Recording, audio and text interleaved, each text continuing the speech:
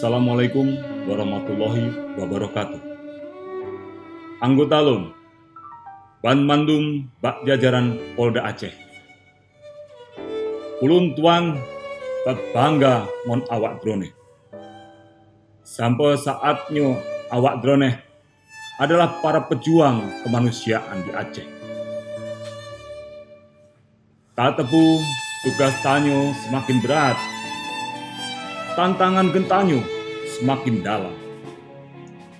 Oleh sebabnya, jaga sabe punya kesetiaan, jaga sabe punya kekompakan getanyo, jaga sabe punya kesehatan getanyo.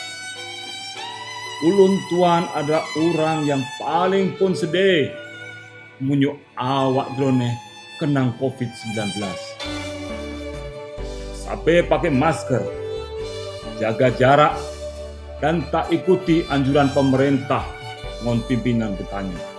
Budget ke contoh yang get ke masyarakat dan budget ke polisi yang besar ke masyarakat. Ulun tuan Irjen Pol Dr. Andes Wahyu Widodo, Kapolda Aceh, selaku pimpinan drone akan sabe nasajan awak drone.